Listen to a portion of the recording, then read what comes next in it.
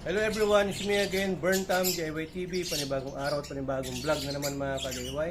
Sa araw to meron akong i-share sa inyo kung ano po yung settings ng carburetor natin. Nandito tayo sa TRY 200cc natin, papakita natin kung ano po yung settings nito. Tara! Sa pagtatanggal po ng carburetor mga ka-DIY, meron po itong nut na dalawa, size 10, magkabilaan ho yan. Yung sa may kabila, natanggalan natin, gamit lang po kayo ng wrench or spanner na size 10. Ganyan.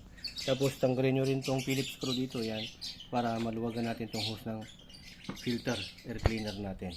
At saka ito, tatanggalin din natin to. Ayan. So muna unahin natin para makita nyo kung ano yung settings ng needle natin.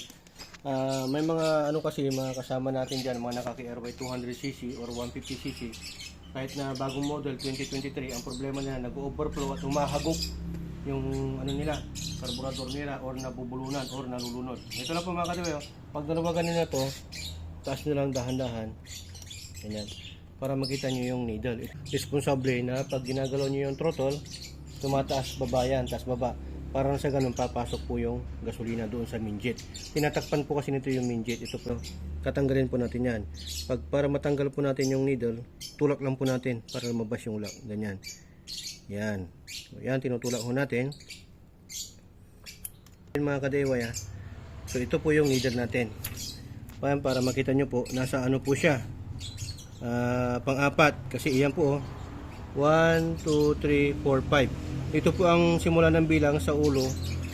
Tapos, yung size po nito, may nababasa ka ba?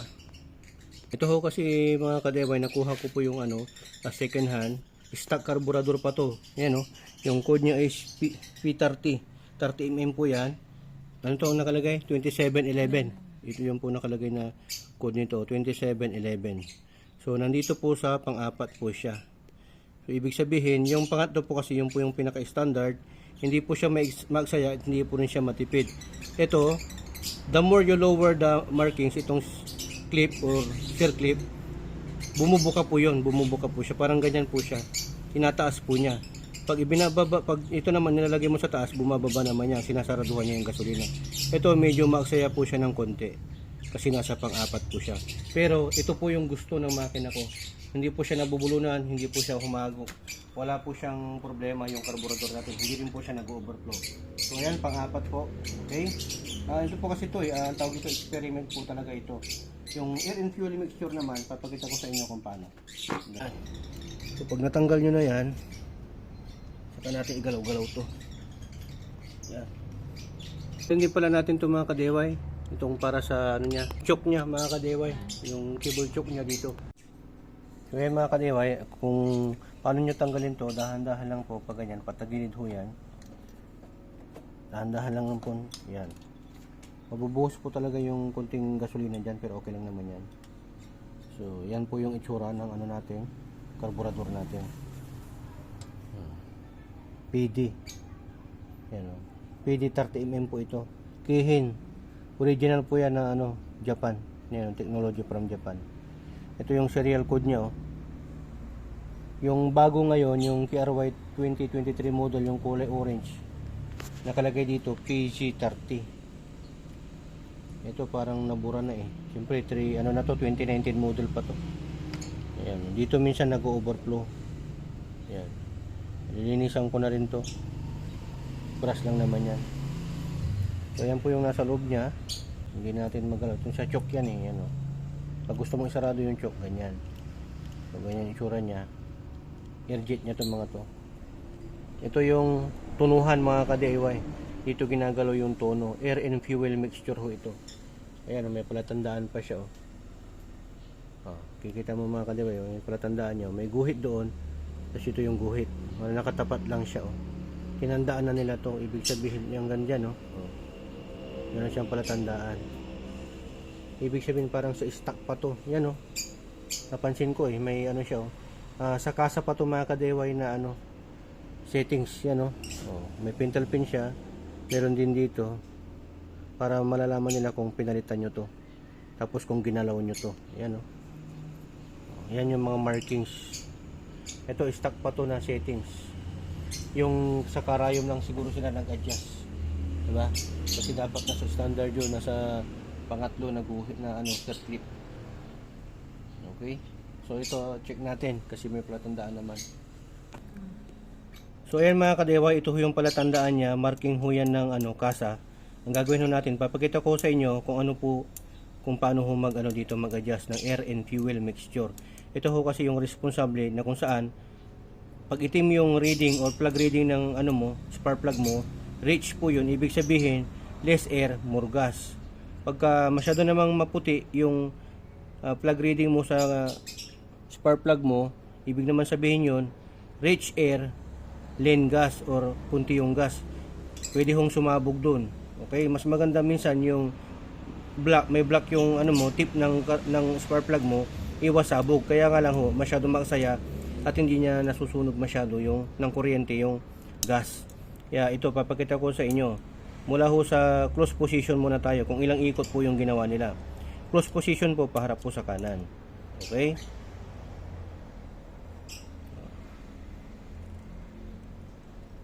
One and 1/3 po ito. Okay? Kasi ito po yung palatandaan itong itim. 1 and 1/3. So isang ikot at 1/3. Okay? So ibabalik ko na ho mga kadeway. Yan.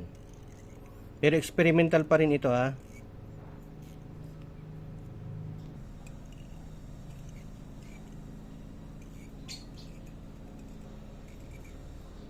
Ayan, binalik ko na ho siya mga kadeway.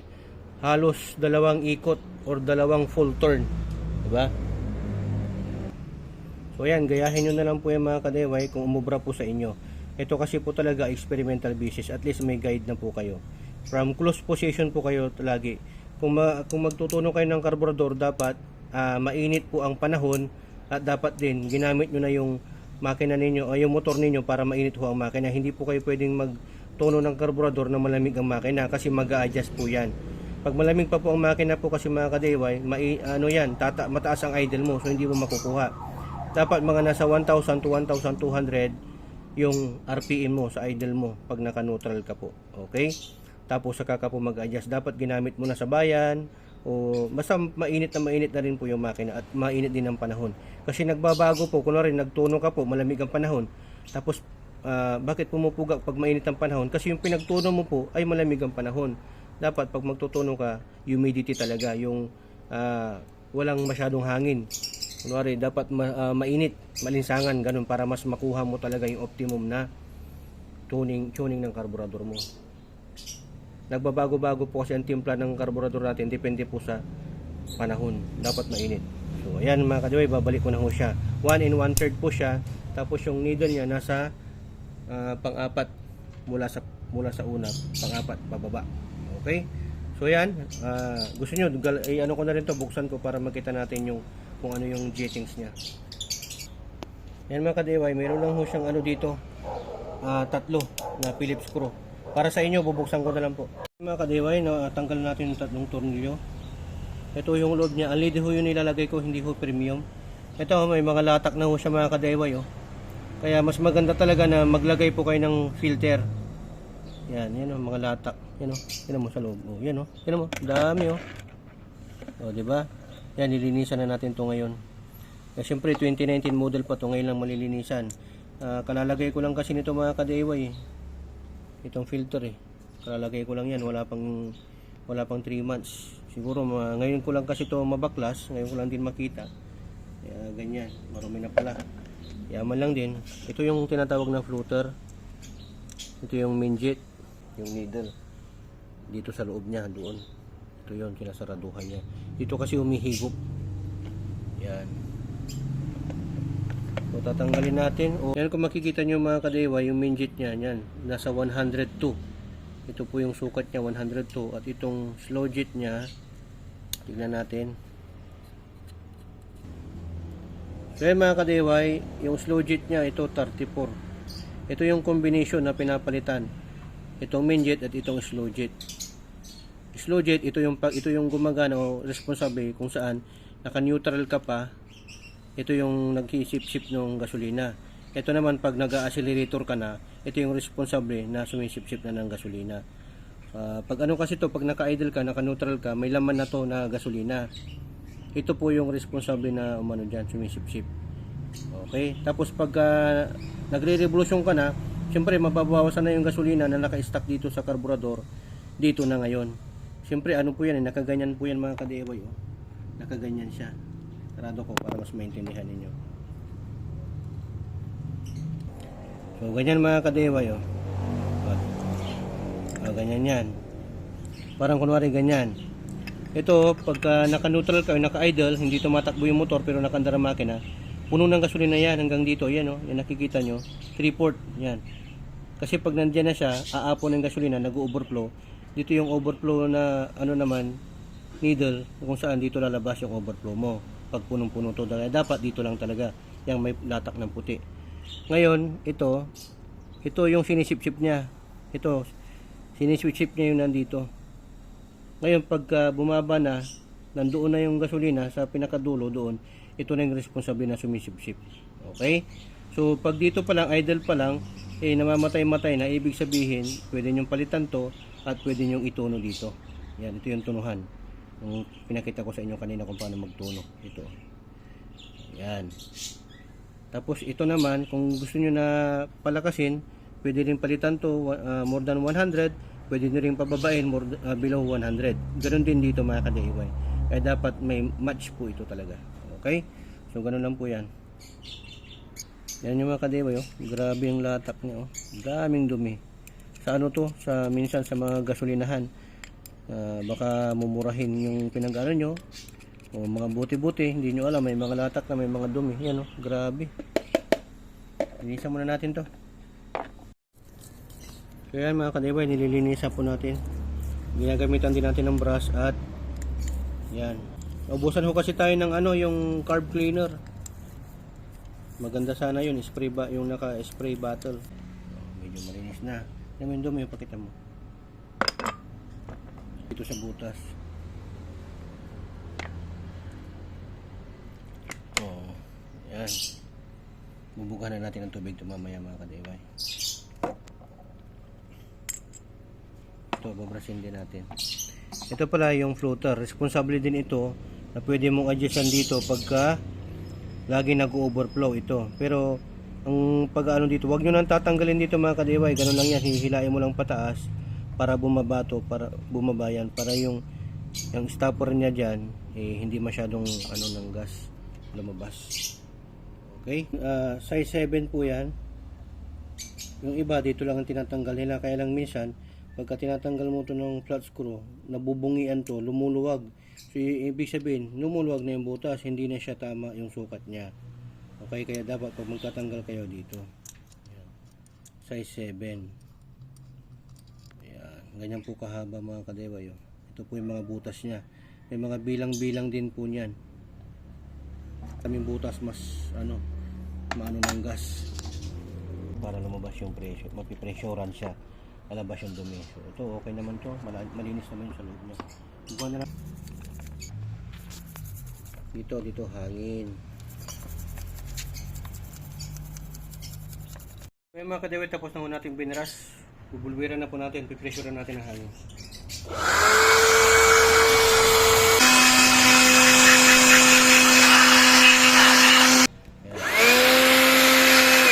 At saka isang technique dito mga ka-DIY. Tapat nyo sa araw. Pag tingin nyo yung butas, tapat nyo sa araw dito para makita nyo. Makita nyo na wala kayong makita liwanag dun sa butas, ibig sabihin barado. Pag meron kayong nakikita liwanag, hindi yan barado. Okay yan. Okay? So pag okay na mga ka-DIY, na-brush nyo na, nalinisan nyo na, tapos nabugahan nyo na, na-pressurean nyo na ng hangin or air compressor, break na. Yan. Tapos pitan, pag mag-vibrate, matatanggal to. Bakit ayaw umandar ng motor nyo? Yung pala nalaglag pala to. Huwag nyung pagbabalik ta rin mga ka-DIY, hindi pwedeng ganyan. Dapat ganyan. So yan, lalagay na ho natin yung takip mga ka-DIY. Sa paglalagay, hindi naman kayo maniligaw. Ito, dito. Itong tornilyo ang sundan ninyo. Dalawa dito, isa dito. Make sure lang na itong gasket nya nakalagay ito kasi lalabas o maglilik dito. Pagka palitan nyo na. May repair kit naman, nabibili sa Lazada o Shopee o sa mga motorcycle parts. Yan natin maigi ito mga ka-DIY, pero dapat even yung paghihigpit. para walang makalusot.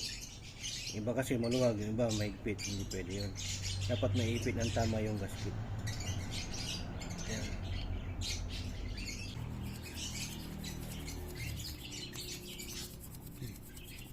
Ito kasi yung nakukuha natin na putik sa trail. Nagtitrail ho kasi tayo mga ka-DIY. Yan, lalagay na ho natin yung needle niya mga ka-DIY. Sa paglalagay ganyan, ipitin mo lang yan. Tapos shoot mo lang yan. Doon sa gitna. Ingatan nyo ito na hindi pumapangga-pangga dito para hindi ho masira tong needle niya kasi may sukat po yan. Tapos lagay na natin yung clip. Mga ka-DIY, ganyan nyo lang. Ganyan ho mga ka-DIY, tulak nyo lang yan. Yan po kasi yung lock nung needle para hindi ho siya umangat. Gumalaw-galaw. Tapos ito. Yan. Tanggal natin na mga dumi niya ka-DIY, napakadami. Mga latak yan, mga residue, sediments. Pag hindi mo tatanggalin yan, yan yung magbabarado sa karburador mo. Yan, lalagyan na ho natin. Yan yung filter niya. Ganyan natin mga ka-DIY.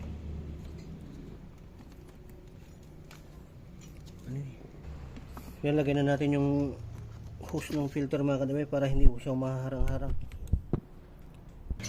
So ayan mga ka-DIY, pagka naglilinis kayo, pag natanggal nyo to na aksidente, ganyan nyo lang, ganyan lang ang niyan, sura niyan. Tapos itong isa dito, lock nya. Kasi ilagay nyo na rin to, para sa ganun, magsiserve siya as lock nya. Para sa ganun, hindi na siya matanggal-tanggal. So ganyan po yung mechanism niyan. Okay? Yan, pagka naipasok nyo na to, huwag nyo munang hihigpitan para may atras nyo. So yan, i-atras ko natin para pumasok na siya dito. Yan, unahin po na, sabay po yan dapat kabilaan. Okay, tapos ka natin ilagay yung nut. Okay, minute yan, lalagyan natin yung nut yung kabilaan. May hindi pala ako na ipalawalag sa inyo mga ka-DIY. Ito pala, pakita mo sa kanila. Ito naman yung iri. Ibig sabihin naman yan yung idle niya. Kung gusto mong mataas yung idle mo o mababa. Okay? Pag natimplahan nyo na to, saka na kayo dito magtitimpla. Ito muna ang mauna. Tapos, sige. Dito naman mga ka-DIY, titinan nyo yung guide niya doon. Yan. May dalawa ho yan na parang needle dyan. Ito, yung pinakamababa, ito. Tapos yung medyo mataas yan, dito naman yan mga ka-DIY. Pag mabaliktaran mo yan, baka umandar na ito bigla kasi nakataas na, nakaangat na. So ganyan pagbabalik, ganyan mo lang kasi tapat mo. Hindi naman din yan papasok kasi magpasok pag hindi po siya higpitan na rin natin tong hose ng air cleaner. Make sure na mahigpit para walang sino. Tapos higpitan na rin natin ito mga ka-DIY. Dahan-dahan lang para hindi kayo mabalian ng karburador. Tamang-tama lang. Tapos yan, higpitan na rin natin ito. Ito sa pagpapasok dito, pakiramdaman nyo lang. Yan, okay na. Pag umuumpog-umpog ng ganun, tapos higpitan nyo lang din ito. Kung technique kung paano maglinis at mag-tuning ng carburetor. Okay? Yan, tinuro ko na sa inyo kung paano kung saan yung ina-adjustan sa air and fuel mixture niya at yung idle niya dito. Tapos yung size ng main jet niya, pilot jet, saka slow jet. Okay? Diba? Tapos kung saan nakalagay yung marking nung circlip doon sa pang-apat. Yan, hoping naman natutunan kayo kung paano mag-adjust at mag-tuning at maglinis na rin ng carburetor natin dito sa KRY 200. Share nyo lang yung video kung nagustuhan nyo, share nyo at mag-like at follow kayo sa Facebook page natin at subscribe na rin yung YouTube channel natin, Burntime HPT TV also. At shoutout muna natin, Analos Vlog, yung videographer natin. Siyempre, subscribe at i-follow nyo na rin po mga ka-DIY, Analos Vlog. Ayan, maraming salamat. God will be the glory and Burntime, signing off.